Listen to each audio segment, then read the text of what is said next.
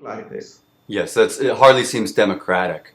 And Yes, in light of that, you've also called out what you said was the authoritarian regime of Narendra Modi and his yes. coalition partner, which is the Badal government of Punjab, for using violence to suppress peaceful dissent. Now, what is the connection between this central government ruled by Modi at the moment and this state government ruled by Badal? Um, how closely are they aligned? And especially the police forces. Now, Punjab has its own state police force, but Yes. India has a national Indian police service, which, at my Mm. understanding, provides all of the commanding officers for the state police forces. So Yes. is there autonomy for these police forces? And again, also, what are the connections between this central government and state government? Well, it's very clear that the police is operationally controlled by the state, but obviously that is answerable to center as well. That is the police and policing center and state connection. But more than that, as we should focus is on Prakash Singh Badal and BJP's alliance. I think Prakash Singh Badal is very much closely associated politically and with the BJP government, and we know that they have a political coalition Hmm. with the BJP government, so they are on the same page. On the second hand, in the way Prakash Singh Badal and his government has supported RSS, Rashtriya Sevak Sangh, which is a very close subsidiary, I would say, of the BJP Yes. right wingers. They're Its actually, parent group, you could even call the yes, RSS. of course. So they are very much associated with the Badal government, and we have seen that a lot of promotion of RSS and their activities in Punjab very much supported by the government of Prakash Singh Badal. We have also seen recently that when it comes to giving up on the issues of Punjab, whether it's the right of the voter to Punjab or anything else, Prakash Singh Badal has completely said yes to whatever BJP government has dictated. And we see in the local newspapers sometime in Punjab that they are referred as husband and wife, Ah, where people would say that Prakash Singh Badal and its government is wife to the central government of BJP. So whatever, as per very Oriental South Asian way, whatever husband dictates, wife says yes to it, and become completely complacent and endorse whatever husband is saying. So that is the situation. so on that note, it sounds like the state Yeah. government of Punjab is basically enslaved to the central government out of New Delhi. And Yes. I'm getting people writing to me. I'm having some Sikh people who've written to me and mentioned worries and concerns that what's called president's rule might be established in Punjab if the violence continues to escalate, if the unrest continues to grow. What is president's rule? And this is something that's been used before, isn't it? Yes. Well, I think there was a lack of sincerity from the BJP towards Punjab government, and Prakash Singh Badal will learn a lesson now. I've wrote another article on the Gurdaspur incident Hmm. where I clearly identified that although Prakash Singh Badal has given up his role as the real elected representative of the people of Punjab, and he has tried to be in the good books of the BJP. But we should understand the people of BJP and their style of politics. They are very vicious toward the Sikhs and to the Punjabis. Whether it's Prakash Singh Badal, whosoever, they will use it and they will bin it. They will use the leadership and then obviously they will bin it. And I think this is the time has come for them to bin Prakash Singh Badal because previously it was hinted after the Gurdaspur attack that Badal was blaming it on the central government for the incident and they were blaming Punjab government. Hmm. So they are trying to coin a logic or a reason where the center can intervene in Punjab and can abolish the Punjab government. Because we would And that's what clearly, this president's role is when the central government steps in yes, and dissolves the yes, state government. and it abolishes the state government or Yes, elected government. yes. Because they, Which doesn't the sound very democratic. well, it is not democratic, but bear in mind, elected government does not mean a democratic government. Democracy is a very vague term in South Asia and in India. When you look at the essence of democracy and when you understand all the democratic processes and all the concept of democracy, so this elected government, which I wouldn't say is a democratic government, because in the way they are elected and in the way the whole election process is influenced by various ways, I don't think so. There is a spirit of democracy there, but still, it's an elected government, and the BJP clearly understands that Prakash Singh Badal has become so unpopular in Punjab that there is no point for them to keep a good alliance with him.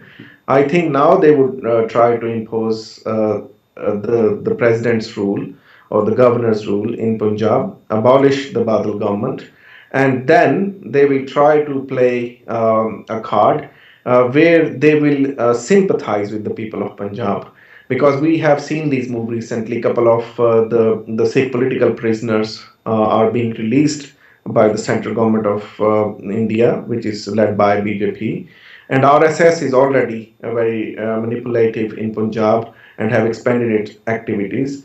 So BJP would like to take over Punjab directly, properly now, rather to use an ally in Punjab. So they would try to win the sympathies of the people of Punjab by giving them a message: look, you had a Sikh leader who couldn't deliver for you, who couldn't safeguard your rights. He was your oppressor. So we are the ones who has given you this freedom and liberty to come out of his clutches, and now you should stand with us and not by your dummy Sikh leader.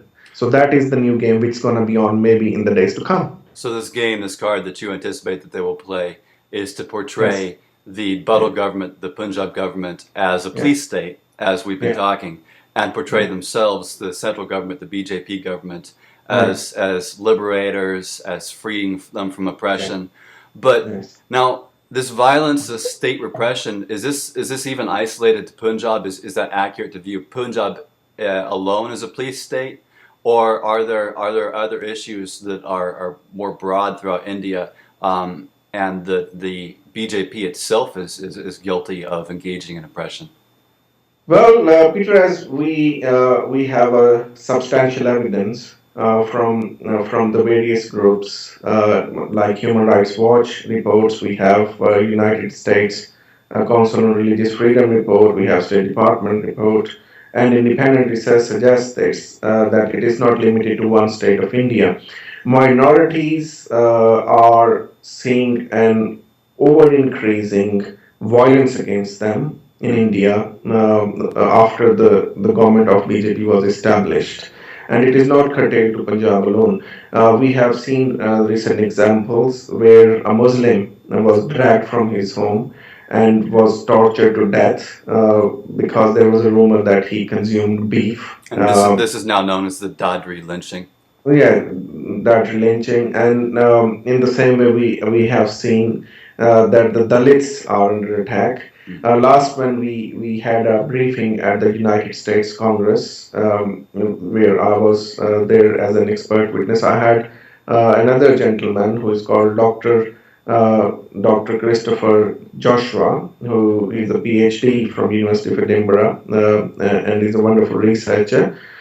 He brought with him a substantial evidence of violence against the Christians, and he cited about 272 cases of violence against the Christian during the first year of the rule of BJP, and it includes burning the churches, attacking the churches, and a lot of hate speech against the minorities. And there are similar concerns amongst Dalits, and now we have also seen that during the government of BJP, there was a controversial Ghar Wapsi scheme to convert the minorities religious minorities of India to Hinduism. So there is Yes. obviously an over-increasing violence, not curtailed to Punjab alone, but other parts of the world. And we also see that there is a long struggle in the seven sister states of the Northeast. Northeast, I think, because it's very isolated from the main India, and people don't report things from Northeast. But the state atrocities in the north has further strengthened, and we have seen violence against Assamese and Assami Muslims also during the BJP rule. So overall, minorities. Obviously, I mean, they were never safe in India during even the Congress rule. But when it comes to BJP rule, they are trying to establish Ram Raj in India, and they have given this slogan. Even Congress has given Ram Raj slogan in the past, but I don't know how you're gonna create. Ram Raj, what is this? This is like a Hindu nation? Yeah, Hindu nation. Everything goes by Manusmriti according to the Hindu code of polity, and everyone has to live in a Hindu state. Well, do it. Why don't you declare India a Hindu state? There are so many states who have declared the religion. Why you are camouflaging? Tell world Yes. we will be a Hindu state, people would understand it. Why you are keeping word secular in your religion? Sorry, Instead, it in seems to your be in the walking constitution. two sides of the road, Yeah, straddling the and fence. recently you must have seen there are demands within the BJP that the word secular should be deleted from the Indian constitution. I think that would be very appropriate. Indian constitution should be declared a Hindu constitution. India should be declared a Hindu state because this is how India is behaving at the moment by increasing a lot of violence against the minorities. So you think that we should call a spade and be honest about it? Now you mentioned this Garvapspi, this reconversion of religious Yes. minorities to Hinduism that's being Yeah. sponsored by the BJP and by RSS Yeah. outlets. Now Yes. this kind of exposes their ideology and even their future goals, which Yes. are, as you mentioned, this United States Commission on International Religious Freedom, which Yes. has talked about the BJP and RSS having this ideology of Yes. Hindutva, this goal Yes. of turning India into a all Hindu nation where nobody is allowed to be a non-Hindu.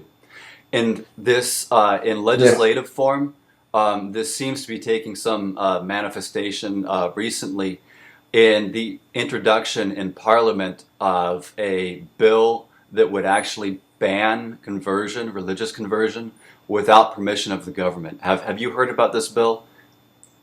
Yes, I have heard about the bill, but let's go to the Hindutva ideology. What is being followed by the current BJP and its allies? The ideology itself is not new. It was started in 1920s, and Savarkar had his book, which actually the title of the book is Hindutva, Hmm. which clearly identify what Hindutva means. And if you look at the title page of Savarkar's book on Hindutva, it clearly states that the people who live from Indus to Ganges river, they should all be classified as Hindus because in his ideology, Hinduism is not a religion but it is a civilization. So everyone who is born in this wider subcontinent of India is a Hindu. And he further goes in his ideology that the people whose heartlands are outside India or their sacred religious places are outside India, they should either convert to Hinduism or go back. So if you look at this ideology, it tells you two things. Religions like Islam, Christianity, Judaism, because their sacred lands are outside India, according to typical Hindu ideology, they should either convert to Hinduism or leave India. And because the Buddhism, the Jains, and the Sikhs, they are the religions who have sacred places within India. So according to Hindu ideology, they should be classified as Hindus. And these are the lines which are taken by the Indian Constitution. We have Article 25 2B of the Indian Constitution, which submerges Buddhist and Sikh ideology in Hinduism. Yes. It doesn't classify them as different religious entities. Despite the And fact that the adherents of both Buddhist and Sikh religions say we're not Hindus. yes, of course, they have clearly said this, and Indian constitution till to date has not recognized a religion of Sikhism and Buddhism as separate religion.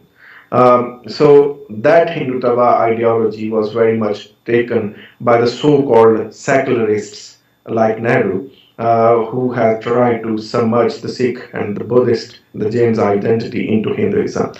But now I come to the second thing you are saying about the conversion laws and anti-conversion laws. India has a set of anti-conversion laws at the level of the state.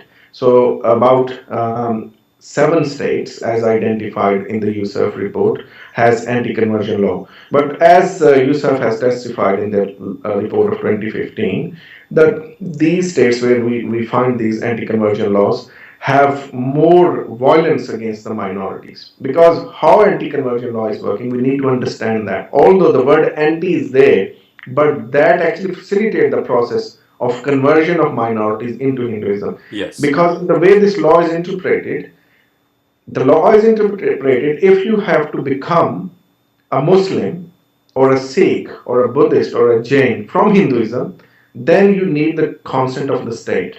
Then you need to go through a litigation process because you are converting from Hinduism or from any other religion to these faiths.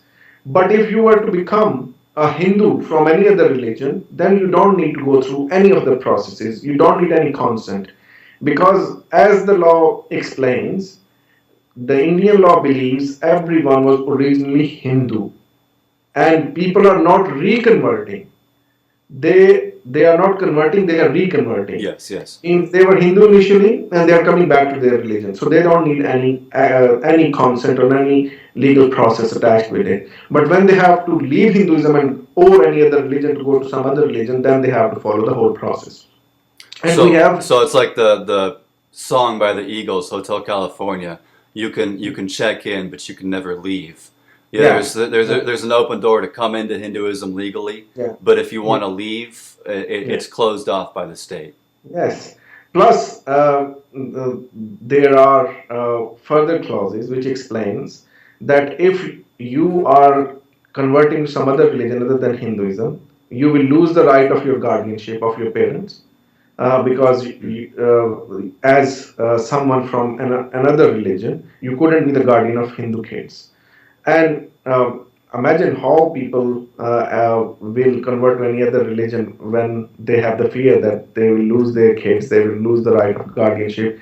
And it is very much an intervention in people's private life through this law. And if a woman converts to another religion, she will lose all the rights of support which she can receive from her husband. So 7 of Indian states have these black anti-conversion laws. But now they're talking about a national law.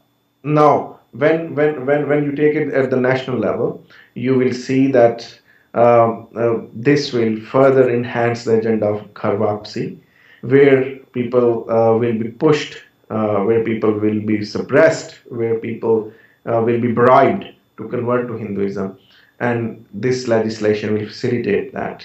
But it's not very productive for a country which calls itself world largest democracy, yes, which present itself to world as a multi-religious, multi-ethnic country and society. And is this the sort of religious liberty, the definition of religious liberty that we would expect from a democracy? Of course not. We see the real democracies like United States. We see the real democracy like United Kingdom, where state had a religion, but it had that sense of democracy in it, that the past state religion does not dictate any of the policies, where we have multi-ethnicity, where we have people from multi-religious background, but all the religions are respected, all the religions are given the equal rights, all the religions are equally safeguarded. Rather, I would salute Britain and US and Canada and many other countries of the modern world, that they have this very good policy of positive discrimination, where you have disadvantaged religious community. They give them more freedom. They safeguard them even more so that people become productive. People feel themselves to be a very welcomed part of the wider democratic society. But unfortunately, that's not the situation in India. Yes, and in these true democracies, we see that freedom of belief, the freedom to think and to think Yes. differently, and to think to dissent is Yes. one of the most precious freedoms, and that all really rolls in together with religious liberty. Indeed. So you live in England, I live in the Yes. United States. Yes. Obviously, we're far removed from India. We're thousands of miles away. Of course, we Yes. know a lot of Indians. We talk with a lot of Indians, Yes. and we Yes. keep aware of these issues.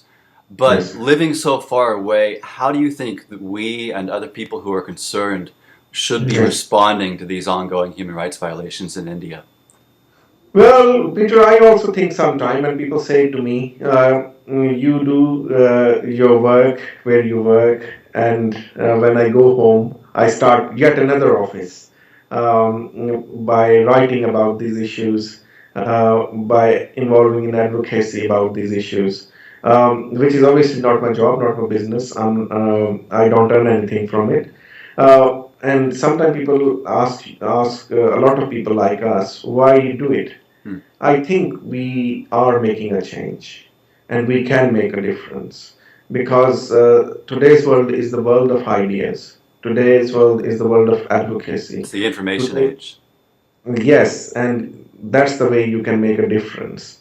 And we are making this difference by voicing for the voiceless people, the people who have no voice, the people who have been suppressed, the people who have been the victim of the state terrorism, the people who have been victim of genocide, the people who are facing over increased repression against them, and they can't reach to people due to their language barriers, due to their lack of awareness, uh, due to their lack of access to the social media tools. But this is what we can do, and we have to do it, because I think it's a moral obligation on us that since we know all this, we have to communicate effectively, productively, and in a very forward looking way where we can resolve it. Nobody is against any religion, nobody is against any typical community, but it's very important that that very community should also safeguard the interest of other communities in that very subcontinent and elsewhere in the world, and we will keep on voicing against it.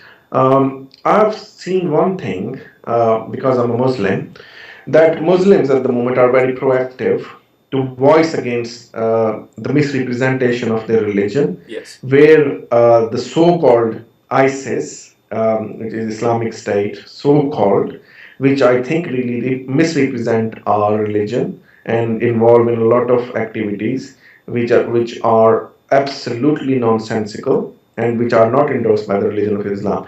But we will see a lot of Muslims standing against ISIS, confronting them and their ideology. But I don't see those strong voices from the community of a particular religion to stand up against these people who are aggressor and misrepresenting their faith and a secular and democratic India.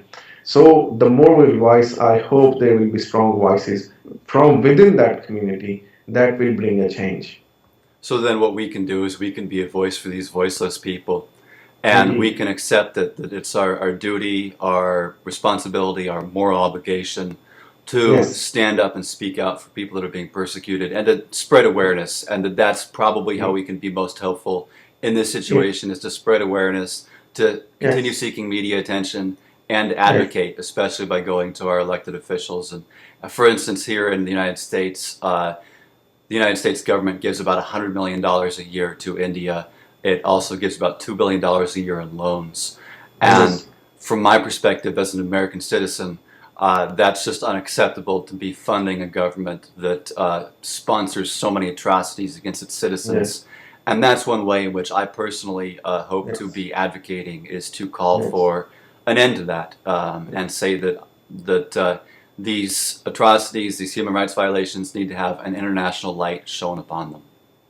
Yes, indeed. I think I've been advocating in the UK and the US that these are the lands and these are the countries who have been torchbearers of human rights, of Yes. civil liberties. So they shouldn't forget this past and this marvelous history of these countries. And the commercial benefits shouldn't really overrule the human rights and these governments and these countries' engagement Yes. about the civil liberties. Principles should be placed over profit every time. And commercial interests are okay, they are fine. Every nation should think about the commercial interests. Well, and they're valuable they're conducive for peace because, Yes. as it's been said, that where goods stop crossing borders, troops soon will. Yes. It encourages goodwill to be trading. Yeah, but I must compliment United States specifically. In the modern world, we have seen United States has voiced these concerns, starting from President Obama, who has made a very strong statement while visiting India. We had USAF, we have United States Department of State, who is voicing.